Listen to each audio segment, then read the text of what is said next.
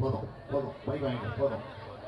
எல்லாம் உட்காருங்கம்மா, உட்காருங்க, நேரம் ஆயிடுச்சு, உட்காருங்க பேசு. மீண்டும் உங்களுக்கெல்லாம் என்னுடைய வணக்கம் தெரிவிச்சுக்கிறேன். தொடக்கத்திலே சொன்னேன், உட்காருங்க, மைக் அப்புறம் வாங்கிக்கலாமா, பெட்டிஷன் அப்புறம் வாங்கிக்க, போகும்போது வாங்கிட்டு பாருங்க. இந்த கூட்டம் எதுக்குன்னு உங்களுக்கு சொன்னேன். இதில் என்னென்ன நீங்கள் பேசணும்னு குறிப்பிட்டு சொன்னேன். அதை நீங்கள் நல்லா புரிஞ்சுக்கிட்டு இங்கே ஏறக்குறைய ஒரு 36 பேர் பேசியிருக்கிறீங்க. அதில் பார்த்தீங்கன்னா 2-3 பேர் தான் ஆண்கள். ஆக பெண்கள் தான் இங்கே அதிகம் பேசியிருக்கிறீங்க. பெண்கள் தான் அதிகம் பேசுவாங்க. அதான் உள்ளபடியே மகிழ்ச்சியாக இருக்குது. இதில் பேசுனவங்களை பார்த்தீங்கன்னா பேச சொல்லி இப்போ இங்கே எதுக்கு நான் கேட்டேன்னா அதில் நான் குறிச்சுக்கிட்டேன். முதல்ல பேச சாந்தி பேச ஆரம்பிச்சு, சித்ரா, தெய்வானி, அதே மாதிரி ஒரு முஸ்லீம் சமுதாயத்தை சார்ந்த ஒரு சகோதரி சைபானு, சரோஜா, பூங்கொடி, பெரியம்மா, தனலட்சுமி, சரோஜா, முனீஸ்வரி, புஷ்பகா, காந்திமதி, ராஜேஸ்வரி, கலைவாணி, தொடர்ந்து ரங்க விஜயா, சகமேரி, கவிதா, அந்தோணி லட்சுமி, வெண்ணிலா, வனிதா, செல்லம்மாள், விஜயா, செல்வி, லலிதா, ராஜேஸ்வரி, ஸ்டெல்லா, பாமா, ரஞ்சிதா, சோக்ஷனா, ஆச்சியம்மாள், இப்படி ஒரு 36 பேர் இங்கே உங்களுடைய கருத்துக்களை உணர்வுகள். 36 பேர் மட்டும் கருத்துக்கள், எல்லாருடைய கருத்துக்களும் அதுதான். ஒட்டுமொத்தமாக இங்கே உட்கார்ந்து இருக்கக்கூடிய அத்தனைகளுடைய கருத்துக்கள் அதுதான். எல்லாருடைய சார்பாக தான் அவங்க பேசியிருக்கிறாங்க. ஆக இந்த பிரச்சனை ஏதோ சின்னதாராபுரம் பகுதியில் மட்டும் இல்லை, இந்த ஊராட்சியில் மட்டும் இல்லை, எல்லா ஊராட்சிகளையும் இதே பிரச்சனைகள் தான். கொஞ்சம் மாறுபாடு இருக்கலாம், வேறுபாடு இருக்கலாம், அவ்வளவுதான். ஆக மக்களுடைய அடிப்படை பிரச்சனை சுகாதார சீர்கேடுகள், குடிக்கிற தண்ணீர், இருக்க இடம், ரேஷன் கடை, பஸ் வசதி, ரோடு, மருத்துவமனை, இப்ப அதையும் தாண்டி டாஸ்மாக், இது போன்ற பிரச்சனைகள் தான் எங்க பார்த்தாலும். ஆக அந்த பிரச்சனைகளுக்கெல்லாம் விடிவு காலம் வேணும். ஸ்டெல்லாங்கிற சகோதரிங்க பேசுவது போது தெளிவா சொன்னாங்க. உள்ளாட்சி தேர்தல் நடத்தினா இந்த பிரச்சனைலாம் இருக்காது. அதனால திமுக ஆட்சிக்கு வந்த உடனே உள்ளாட்சி தேர்தலை முறையா நடத்தும். இது வரைக்கும் அப்படிதான் நடத்திக்கிட்டு இருந்திருக்கிறோம். ஆனா இப்போ நடக்கிறது அதிமுக ஆட்சி, எடப்பாடி தலைமையில நடக்கிற ஆட்சி. இந்த உள்ளாட்சி தேர்தலை நியாயமா நடத்திருக்கணும். ஆனா குறிப்பிட்ட காலத்திற்குள்ள நடத்தல. ஆனா நடத்தாத இந்த சூழ்நிலையில கேட்டா என்ன சொல்றாங்கன்னா, உள்ளாட்சி தேர்தலை நடத்தாமல் போனதுக்கு காரணம் திமுக தான் அப்படின்னு ஒரு அபாண்டமான ஒரு பொய்ய, அபாண்டமான பொய்ன்னு சொல்லுவாங்க. அது மாதிரி ஒரு பொய்ய முதலமைச்சராக இருக்கக்கூடிய எடப்பாடி பழனிசாமிய பல இடங்கள்ல பேசிட்டு இருக்கிறார். உள்ளபடியே உள்ளாட்சி தேர்தலை முறையா நடத்தணும், பெண்களுக்கு இவ்வளவு இடஒதுக்கீடு இருக்கு, பிற்படுத்தப்பட்ட மக்களுக்கு இருக்கு, தாழ்த்தப்பட்ட மக்களுக்கு இருக்கு, மலைவாழ் மக்களுக்கு இருக்கு. ஆக அந்த இடஒதுக்கீட முறையா வகுத்து அந்த அடிப்படையில் தேர்தல் நடக்கும் என்று நாம தொடர்ந்து சொல்லிட்டு இருக்கிறோம். அதை செய்ய வேண்டியது யாரு? அரசாங்கம். அதை செய்ய தவறிடுச்சு, செய்ய விட்டு போட்டாங்க. அதனால இந்த பிரச்சனை நீதிமன்றத்துக்கு போச்சு. நீதிமன்றம் இதை விசாரிச்சுட்டு நீதிபதி என்ன சொன்னாருன்னா, இதை முறையா செஞ்சுட்டு நடத்துங்க, திமுக சொல்றதுதான் நியாயம், ஆகவே இதை அந்த அடிப்படை நடத்துங்கன்னு தீர்ப்பு கொடுத்துருச்சு. கால அவகாசமும் கொடுத்துச்சு. 3 முறை 4 முறை சென்னை உயர் நீதிமன்றம், அதுக்கு பிறகு உச்ச நீதிமன்றம், சுப்ரீம் கோர்ட் வரைக்கும் போச்சு இந்த கேஸ். தேதியை நிர்ணயிச்சு இந்த மாசத்துக்குள்ள நடத்தணும்னு உத்தரவு போட்டுச்சு, இன்னும் நடத்தல. ஆனா இதெல்லாம் மூடி மறைச்சிட்டு பொய் சொல்றதுக்குன்னே பிறந்திருக்கக்கூடிய ஒரு முதலமைச்சர் எடப்பாடி பழனிசாமி. ஆக அவர் வந்து இன்னைக்கு சொல்றாரு, ஊராட்சி சபையை தேடி இன்னைக்கு கிராம ஸ்டாலின் போயிட்டு இருக்கிறாரு. இது வரைக்கும் கிராமத்தில் ஸ்டாலினுக்கு தெரியாதா அப்படின்னு. எல்லா கிராமமும் தெரிஞ்சவன் தான், எல்லா கிராமத்தையும் என்னென்ன இருக்குன்னு புரிஞ்சிருக்கிறோம். உனக்கு எடப்பாடி முதலமைச்சராக இருக்க எடப்பாடி பழனிசாமிக்கு சேலத்தை விட்டா வேற இந்த மாவட்டமாவது தெரியுமா? முதல்ல நான் கேட்கிறேன். தெரியவே தெரியாது. உள்ளாட்சி அமைச்சராக இருந்தவன், உள்ளாட்சி அமைச்சராக இருந்தப்போ கிராமங்களுக்கு முன்னேற்றத்தை கொண்டு வர வேண்டும் என்பதற்காகத்தான் அனைத்து கிராம அண்ணா மறுமலர்ச்சி திட்டம் அப்படின்னு ஒரு அற்புதமான திட்டத்தை கொண்டு வந்து குடிநீர் பிரச்சனை, சாக்கடை வசதி பிரச்சனை, ரோடு பிரச்சனை, லைட்டு பிரச்சனை, இப்படி எல்லா பிரச்சனை, லைப்ரரி, சுடுகாடு, மயானம் உட்பட ஆக இந்த பிரச்சனைகள் எல்லாம் சீர்படுத்தணும் சொல்லி அந்த திட்டத்தை கொண்டு வந்து எல்லா கிராமத்திலும் அதை அமுல்படுத்தணும். இப்போ அந்த திட்டம் எங்க தெரியல. நமக்கு நாமே திட்டம் கொண்டு வந்தோம். வீடுகளை பத்தி இங்க சொன்னீங்க, இடம் இல்லை, இருக்க இடம் இல்லை, வாழ வீடு இல்லைன்னு. எல்லா ஜாதியை சார்ந்தவங்களும் ஒருங்கிணைந்து வாழ வேண்டியதற்காகத்தான் சமத்துவபுரம் என்ற ஒரு அற்புதமான திட்டத்தை கலைஞர் கொண்டு வந்து அதை நிறைவேற்றினார். ஏறக்குறைய 100 சமத்துவபுரங்கள் திமுக ஆட்சி காலத்துல கட்டப்பட்டு, நானே ஒவ்வொரு ஊராட்சிக்கும் போய் அத்தனை சமத்துவபுரங்களை நானே திறந்து வச்சேன். நான் வந்து கிராமத்தை பத்தி கவலைப்பட்டது இல்லையா, கிராமத்துக்கு போனது இல்லையா. அது மட்டும் இல்ல, கிராமத்தில் இருக்கக்கூடிய ஊராட்சி தலைவர் இருக்காங்க பாருங்க, அவங்களெல்லாம் நேரடியா ஒவ்வொருத்தரையும் அழைச்சு நானே பேசியிருக்கிறேன். அவங்களுக்கு மாநாடு நடத்தினேன், ஒவ்வொரு மாவட்டமா போய் நடத்தியிருக்கிறேன். மகளிர் சுய உதவிக்குழு பத்தி சொன்னீங்க, மகளிர்லாம் வந்திருக்கிறீங்க, வந்திருக்கிறீங்க. மகளிர் சுய உதவிக்குழுக்கு இப்ப கடன் இல்லை, சுழல் நதி இல்லை, வங்கி கடன் இல்லை, மானியம் இல்லை, எல்லாம் வருத்தப்பட்டு சொன்னீங்க. உண்மைதான். இங்க மட்டும் இல்லை, தமிழ்நாடு முழுக்க அப்படிதான். இந்த ஆட்சியில நான் உள்ளாட்சித்துறை அமைச்சராக இருந்த போதுதான் அந்த சமூக நலத்துறை இருந்துச்சு இந்த மகளிர் சுய உதவிக்குழு. கலைஞர் என்ன பண்ணாருன்னா, என்கிட்ட கொண்டு வந்து கொடுத்தாரு, நீ தான் பார்க்கணும், நீ தான் அதை முன்னேற்றத்துக்கு கொண்டு வரணும். மகளிர் சுய உதவிக்குழு கலைஞர் தான் முதல்ல 89ல தருமபுரி மாவட்டத்துல பெண்கள் தன்னந்தனியா தங்கள் வாழ்க்கையை அமைச்சுக்கணும், யாருடைய தயவும் எதிர்பார்க்காம அமைக்கணும், அவர்கள் சொந்த காலில் நிற்கணும் அப்படிங்கிறதுக்காக தான் அந்த திட்டத்தை கொண்டு வந்து, ஏதேனும் அவங்க சுற்று வட்டாரத்தில், அவங்க கிராமத்தில், அவங்க சூழ்நிலைக்கு ஏற்ப சிறு சிறு தொழில்களை செஞ்சு கொண்டு அதற்கு கடன் தரணும், வங்கி கடன் வழங்கணும். அதுக்காக ஒரு திட்டம், மகளிர் சுய உதவிக்குழு திட்டம், அதை கொண்டு வந்து நிறைவேற்றினார். அந்த திட்டத்தை நான் அந்த துறையினுடைய அமைச்சராக இருந்தப்போ, உள்ளாட்சித்துறை அமைச்சராக இருந்தப்போ, எல்லா மாவட்டத்துக்கும் ஒரு முறை இல்லை, 4 முறை 5 முறை போயிருக்கிறேன். போய் நேரடியாக அந்த அரசு நிகழ்ச்சிகளை நானே கலந்துக்கிட்டு மகளிர் சுய உதவி குழுக்களுக்கெல்லாம் வரவழைச்சு வங்கி கடனை கொடுத்துருக்கிறேன், மானிய கடனை கொடுத்துருக்கிறேன், சுடல் நிதியை வழங்கியிருக்கிறேன். நீங்களாம் மறந்திருக்க மாட்டீங்க, நிறைய பேர் அதெல்லாம் நீங்க பெற்றோர்கள் கூட இங்க இருப்பீங்க. அந்த சுடல் நிதியை கையால பெற்றவர்கள் பல பேர் இங்க இருப்பீங்க, மறுக்க முடியாது. பல முறை ஒவ்வொரு மாவட்டத்துக்கும் நானே போயிருக்கிறேன். நீங்களாம் அரசாங்க நிகழ்ச்சி நடக்கும், ஏதோ ஒரு நலத்திட்ட உதவி கொடுப்பாங்க, 100 பேருக்கு 200 பேருக்கு கொடுப்பாங்க, லோன் கொடுப்பாங்க, அமைச்சரோ அல்லது கலெக்டரோ அல்லது அதிகாரிகளோ வந்து கொடுப்பாங்க. அந்த 100 பேருக்கு கூட முழுசா கொடுக்க மாட்டாங்க, ஒரு 10 பேருக்கு கொடுத்துட்டு அடுத்த நிகழ்ச்சி இருக்குன்னு போயிடுவாங்க. மிச்சம் இருக்கவங்களாம் ஆபீஸ் வந்து வாங்கிக்கணும்னு சொல்லிட்டு போயிடுவாங்க. நீங்க அலையாறு நனைஞ்சு அதை வாங்கறதுக்குள்ள உங்க பாடு போய் உங்களுக்கே வெறுப்பு வந்துடும். ஆனா நான் என்ன பண்ணேன்னா, அந்த சுடல் நிதி வந்து ஒரு 3000 பேர், 4000 பேர், 5000 பேருக்கு ஒவ்வொரு மாவட்டத்திலையும் கொடுக்கணும். கொடுக்கறப்போ மேடையில நான் நின்றுக்கிட்டு அந்த 5000 பேரையும் 3000 பேரையும் உட்கார வச்சு வரிசையா மேடைக்கு ஒருத்தரையே வரவழைச்சு ஒவ்வொருத்தருக்கும் நானே கையில கொடுத்து கிட்டத்தட்ட 4 மணி நேரம் 5 மணி நேரம்லாம் மேடையில நின்று கொண்டு சுடல் நிதி வழங்கி வரணும். இன்னும் நெஞ்சில பசுமையா இருக்கு.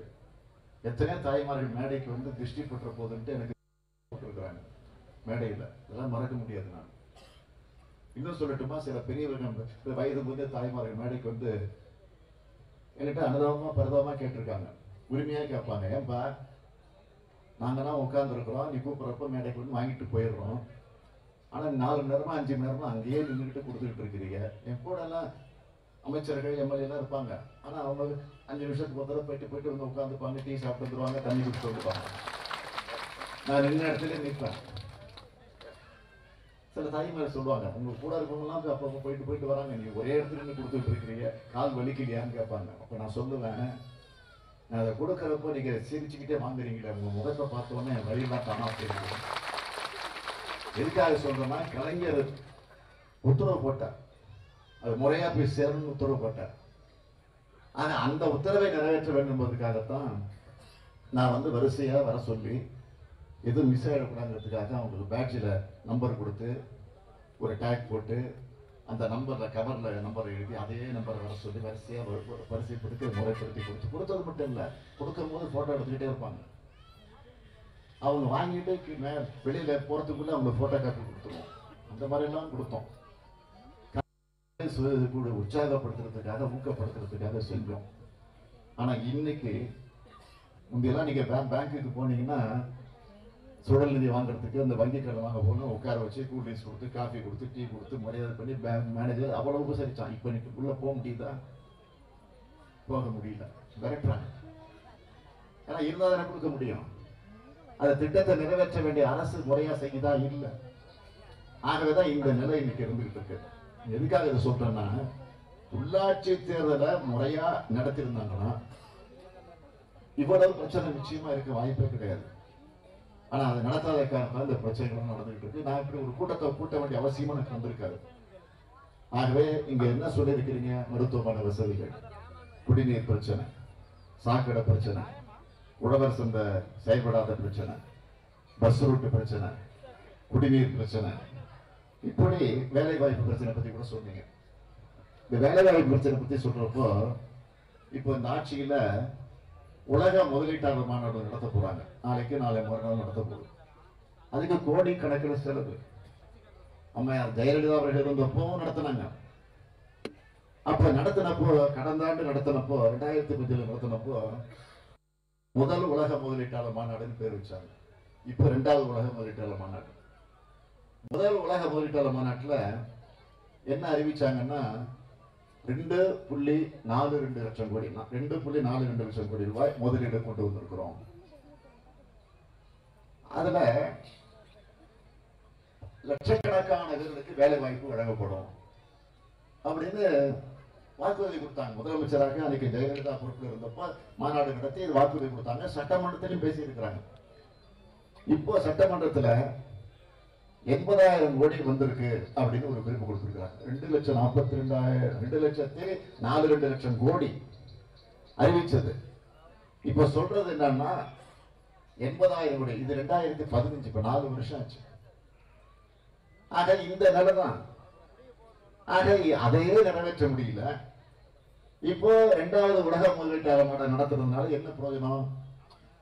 கொள்ளை அடிக்கிறதுக்கு, அதுல கமிஷன் வாங்கறதுக்கு, ரோட்ல போறனையும் குப்பனையும் சுப்பனையும் தொழிலும் என்னன்னு தெரியுது. அவனை கூப்பிட்டு வந்து உட்கார வச்சு இவன் சிங்கப்பூர்ல வந்திருக்கிறான், அமெரிக்கால வந்திருக்கிறான்னு சொல்லி ஒரு அபாண்டமான ஒரு நாடகத்தை நடத்திட்டு இருக்கிறாங்க. இதுதான் இருக்கக்கூடிய நிலை. ஒரு பழமொழி சொல்லுவாங்க, சீனி சக்கரை சித்தப்பா ஏட்டில் எழுதி நக்கப்பான்னு. அதே மாதிரி உறுதிமொழிகளும் வாக்குறுதி தான் சொல்லிட்டு இருக்காங்க. தவிர ஏட்டில் பார்க்கலாம், உறுதிமொழியை பார்க்கலாம், அவ்வளவுதான். ஆனா இந்த நிலையில தான் இன்னைக்கு இந்த ஆட்சி இருந்துகிட்டு இருக்கு. இந்த லட்சணத்துல மத்தியில் இருக்கக்கூடிய ஆட்சி, மோடி தலைமையில் இருக்கக்கூடிய இந்த ஆட்சி, இந்த ஆட்சி இன்னைக்கு மெஜாரிட்டியோட நடக்கிற ஆட்சியா மைனாரிட்டி? ஏற்கனவே அதிமுக 18 சட்டமன்ற உறுப்பினர் பதவியை பறிச்சாங்க.